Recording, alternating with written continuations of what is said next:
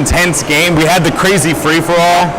I'm expecting this one to be equally as insane. Semi-final matchup between East 1 and East 3 that is about to go down.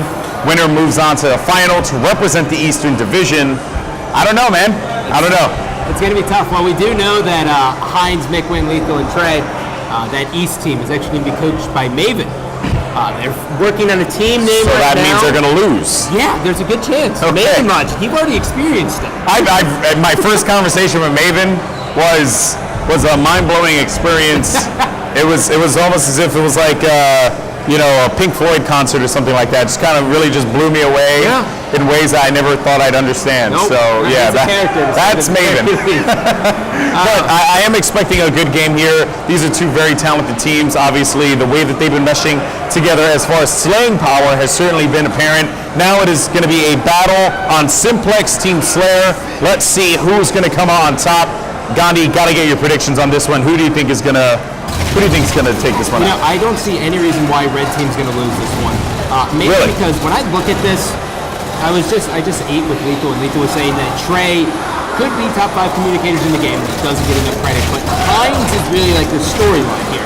He can gel to any team, and he's just such a good guy. Like, no one has any problem with Hines in this community. Yeah. He just gels with everyone. So they're getting along, and it's chemistry, as you know, in every game is so important. And for random 8s or All-Star games, it's even more important. So I think they're confident with each other, they're laughing, they're having a good time, and they have their eye on the prize. I can see this team in the final. Yeah, it's funny that you bring that up too, because you look at all the teams, and they all have that one polarizing player that can really kind of like throw things off. Like, for example, on the blue team, you have maybe like APG would be that guy that could be that polarizing player, or maybe Sud 1. Like, you're not entirely sure. But then on that red team, on the East 1 squad, literally they're all like just nice dudes that just get along. So that could very well just be the factor where it's like, hey, we're nice people. We're gonna win. Yeah, let's just have exactly, and that is really when the team is at its absolute scariest. So Hines, of course, the best in regards to that. I love talking to Hines. I seek Hines out at events and just talk with him. Him and McWin are like my two favorite people to talk with. You can't get him to stop talking once they start. McWin, you have to beat him off you with the stick if you start talking about him. Stop talking to me! Stop now! He loves it. It's always good to see him because, his family's very supportive, and that's always the best. Those guys are amazing. But let's go ahead and get into the action here. We are on board with Lethal right now, who are actually finding a player over on the blue side. They're putting in some shots, and he's going to be playing this yellow area here. Seems to be his point of interest. Obviously, you're going to see a lot of rotations around the map. Purple and yellow are going to go back and forth between the two teams, but I think it's that one team that really establishes dominance on one portion of the map that really is going to thrive here, especially at the early parts of this game. The shield is going to be moving in there. Lethal actually ends up off the spawn, knowing that he's going to have to put shots into him. That is going to be APG. He has to be careful about this one. Yeah, and the big thing here is what's weird about the fact that Lethal was holding gold there, it was really just a positioning thing, but normally you see is you want to hold purple when that overshield's getting ready to come up because it's easier to jump from purple to top middle than it is to run across that bridge in top gold. And it's a little bit longer from gold to top middle, so you're more vulnerable, so you don't get that overshield.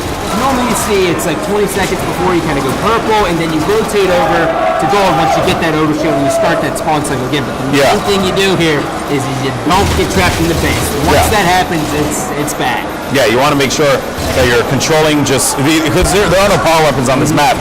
So overshield is the power weapon essentially, and you just got to be very clear and very concise on how you approach that one. So now Lethal on the screen here. Well, they do have a railgun, but I really don't see the railgun as all that effective on Simplex. Am I the only one? It depends on the player. Like a player like Ninja changes the game with it, and you've seen that from the past year event.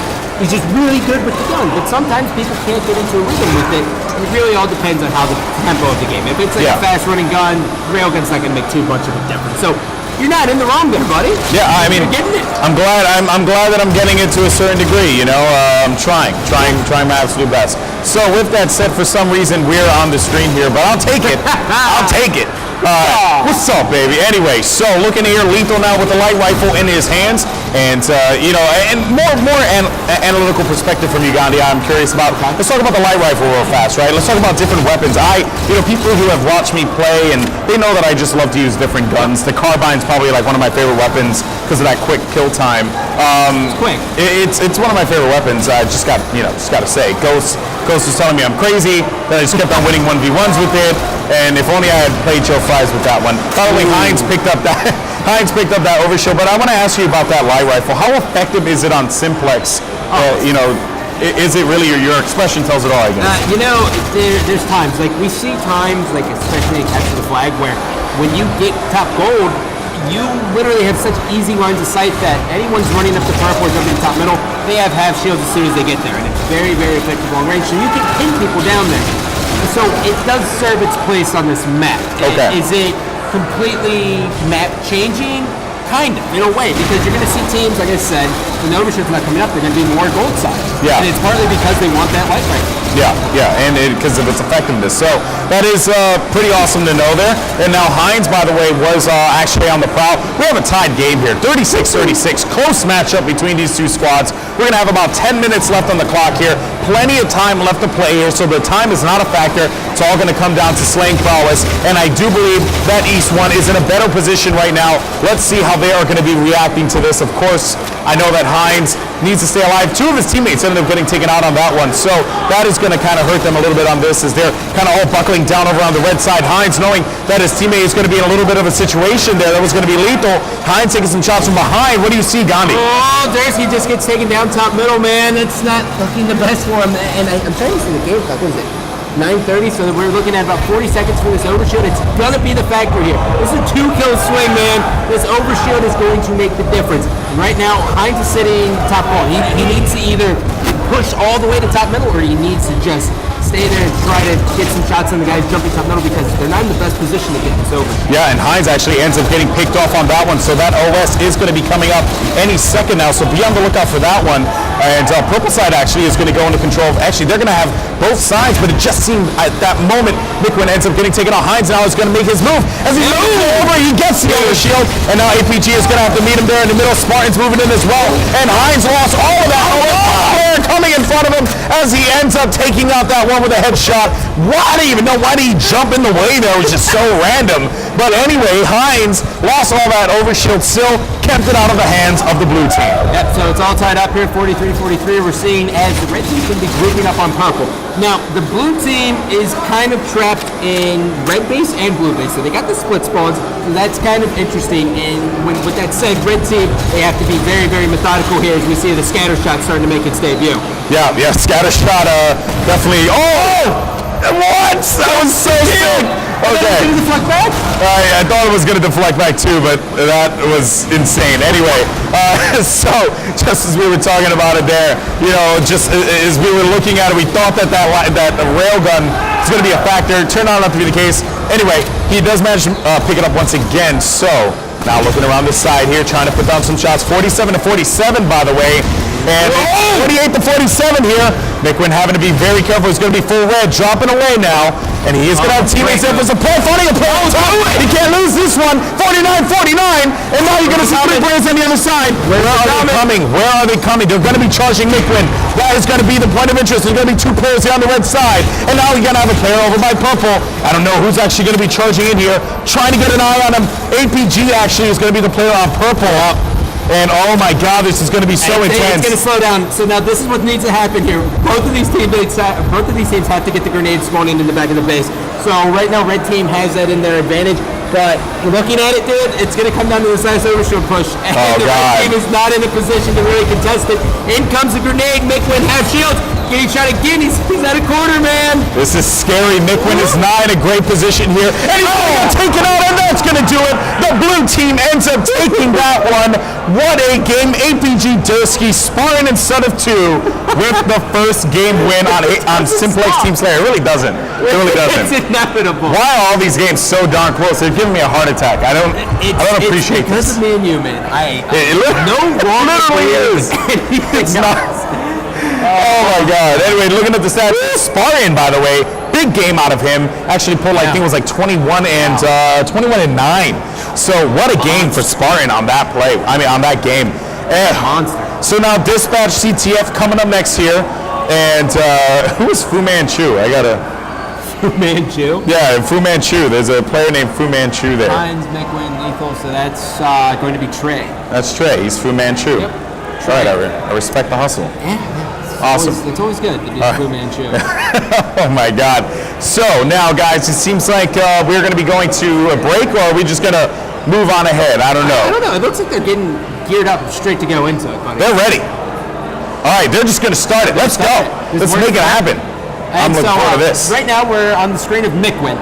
Now, this game type, capture flag on dispatch, it goes to 5 flags. There's an overshield in the middle, and there's 2 snipers. The big story here is that it's flat level sniping, so we see ridiculous snipes the entire time. And McWin is a player who is very versatile. You'll see him grab the sniper, and you'll also see him charge the enemy, and even when he has the sniper, he'll charge the enemy. So he's very, very fun to watch on this map.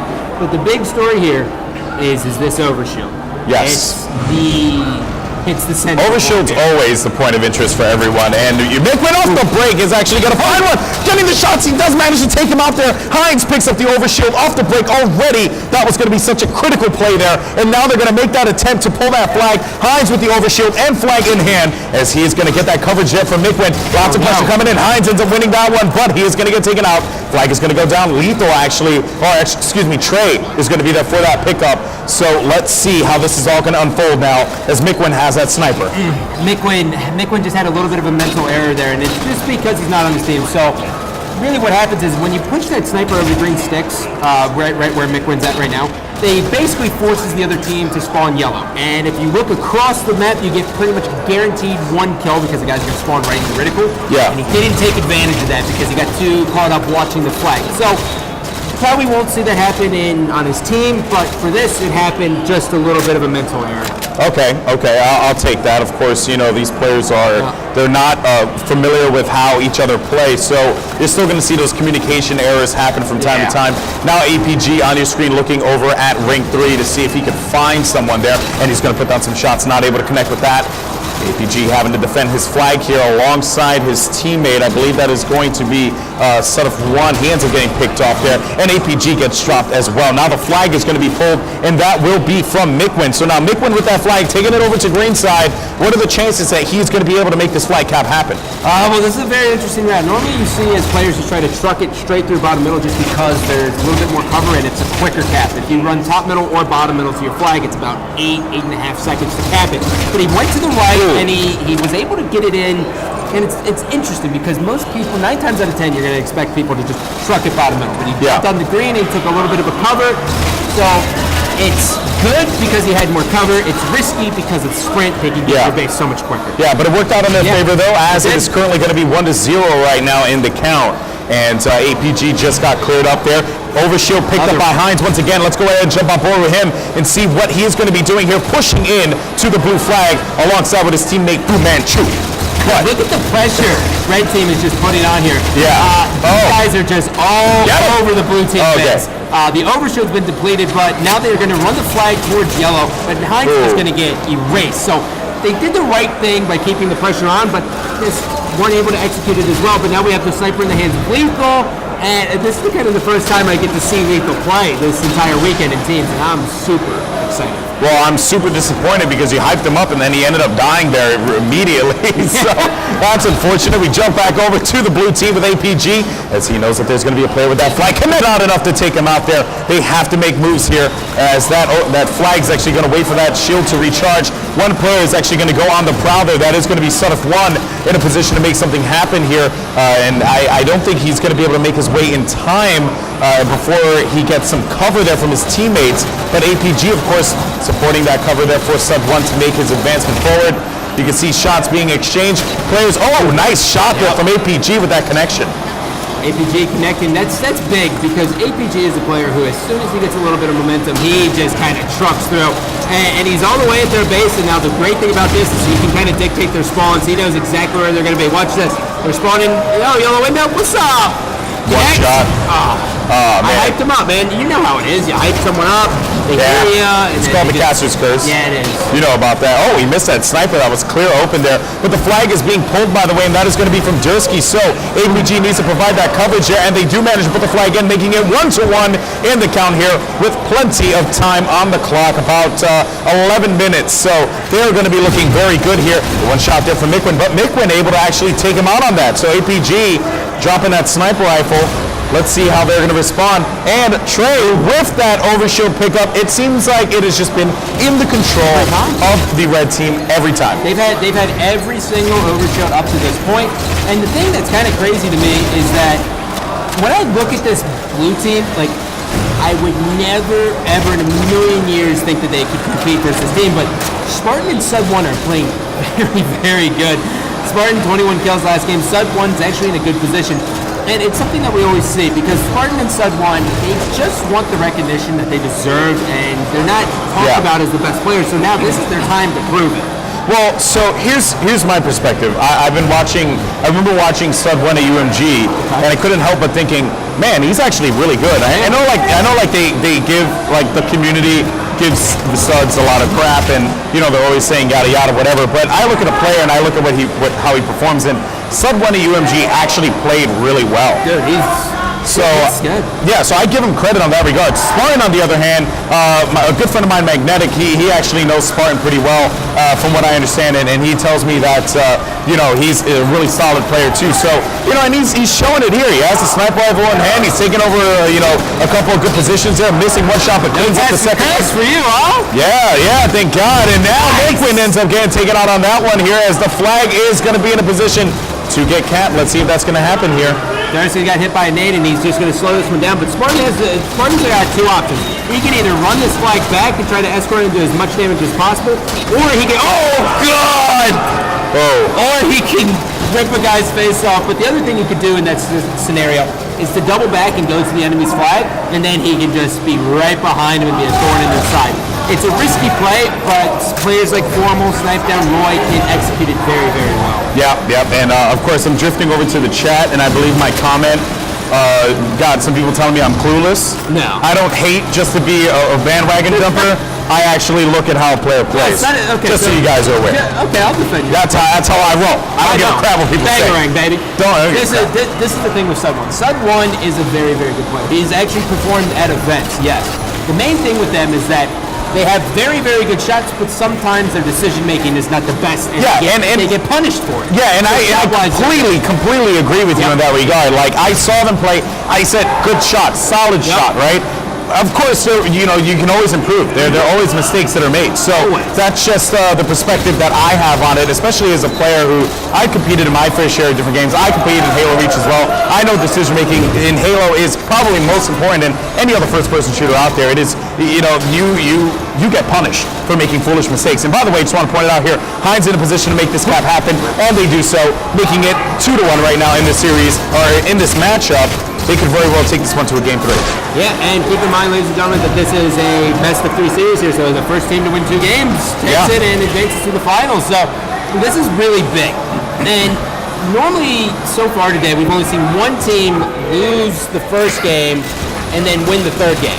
And normally, you win the first Team Slayer, you lose the objective, you win the next Team Slayer. Yeah. It's really weird how that works out, because some people like to say that Slayer's a little bit more random in this game than objective, which in a way it is, because you can't control it as much, but I don't know. It seems pretty concrete at this point. Yep, without a doubt. Mikwin is going to get picked off on there, and Sud1 does have the flag for the blue team. Fortunately, he gets picked off on that play. So now Mikwin moving in here is able to pick off one. And you can actually see here as he's going to give some good protection to that flag, pressing around the side, finding a play off spawn. That's unfortunate, as Sud1 ends up getting taken out as immediately as he responds. Mikwin gets dropped, and now you can actually tell that the action's kind of slowing down a little bit here on dispatch. Red team really looking to establish that control, but finally Spartan gets the overshield for the blue team. The first one, hopefully that is going to impact the game in some way. Well, he's going to be caught bottom middle now, and he has a teammate at green, and he has another one at his base. So his job is to get into the enemy's base as quick as humanly possible and get a flagpole. His overshield is completely gone. He's got a melee. He is able to take him out. He did take him out, so now it's going to be a 3-on-3 scenario. And when you're caught bottom middle, you either have to just sprint straight to the enemy's base or just double back to your base and just say, okay, we got to restart. Guys, we have numbers. We have a little bit of advantage. I got half an overshield. Slow this down. Let's push up from there. Yeah, I could see that being a thing there, and APG trying to close his shot out on Mikwin. He is just being so annoying there. Mikwin just doing what Mikwin does best, just being a pain in the neck, man. And he does manage to get that one. He does have the sniper rifle in his possession, by the way, so we should jump on board to Mikwin in a little bit and see what he's going to be, what his approach is going to be, and hopefully he doesn't get the caster's crisp. But anyway, APG still on your screen. He's going to be working over on... assassination! Give it to him! Yes. The animation. You know, I hate the animation sometimes, man. I get killed so many times from it, but this is the first time we've actually seen players start going into Ring 3 in this in this All Star matchup.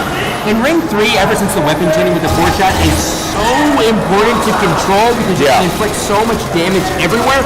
It is like the first real power position that we saw in Halo 4. Man, you have to kill the guy off there, and if you don't, he's just going to be a complete nuisance. You got to get him out of there ASAP.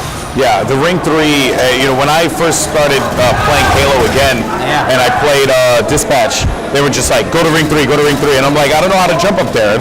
So, now I know, but back then it was just like, okay, why is Ring 3 so important? Then I got crushed, and I'm like, oh, yeah, that's why Ring 3 is so important. And again, the blue team sub-1 now with the overshield. Let's see if he's going to be a little bit more effective than Spartan was when he picked up that overshield the last time. So look for him to make some plays here. He's going to be guarding APG, who has a flag for his team. Sub-1 expecting big plays out of him as he's going to be doubling back over to his flag. He sees that there's going to be some players converging on that position, and now making his way over, finding one, getting the melee. Great defense there as he might be able to put this one in, and they do so, making it 3-2. Absolutely great plays there by the blue team. Good coverage overall by all three players. APG ran that one in with no contention whatsoever.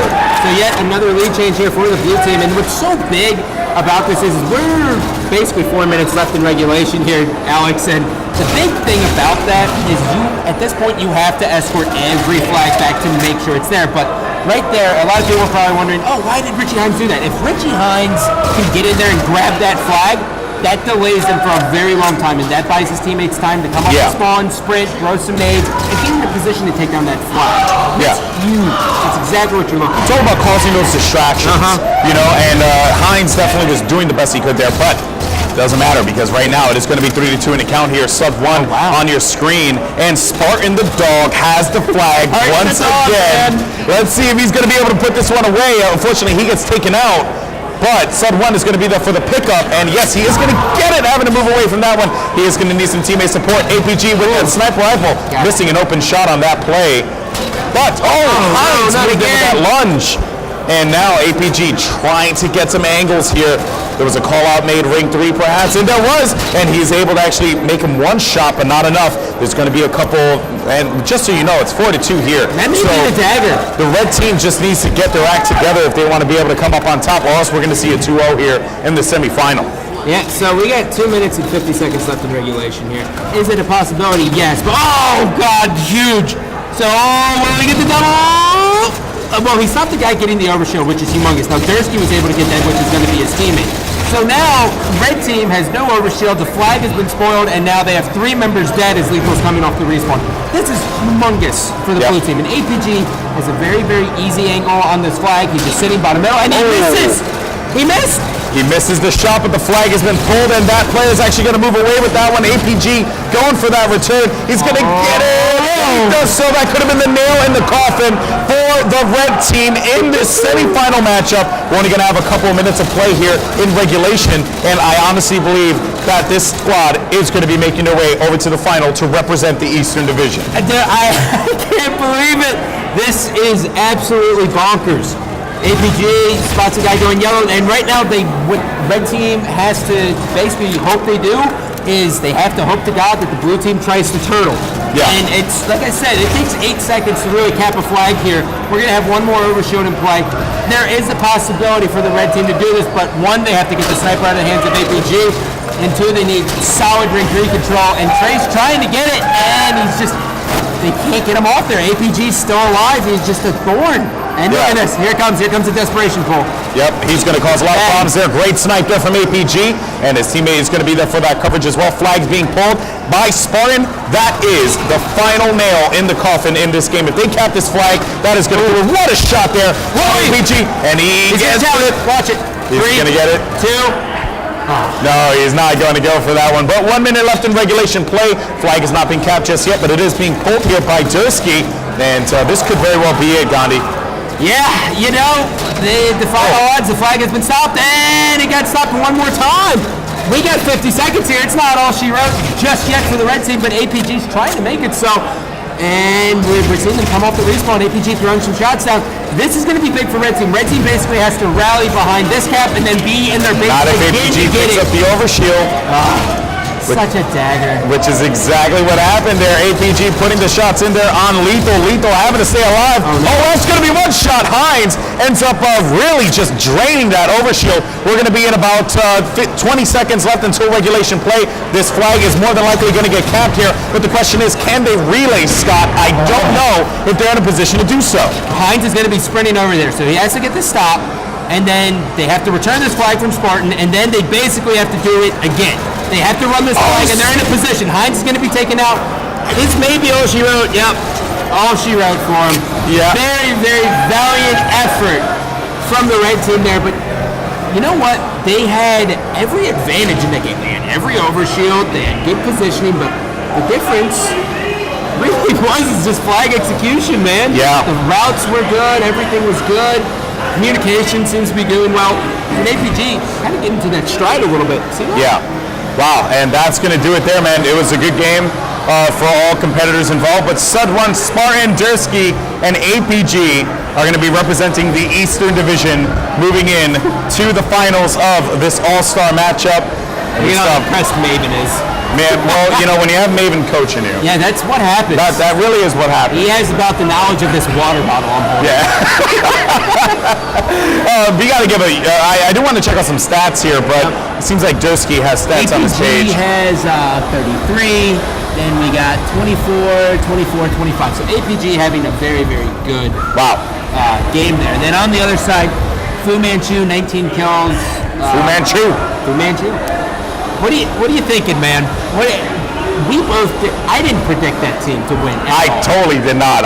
We were talking up the red squad so much that we were just like, yeah, they're good. They got this one in the bag. Yeah. And I can only imagine that there's so many salty people out there because Sud1 is in the finals of this All-Star matchup. That's going to be crazy. Like the sodium count on a lot of these people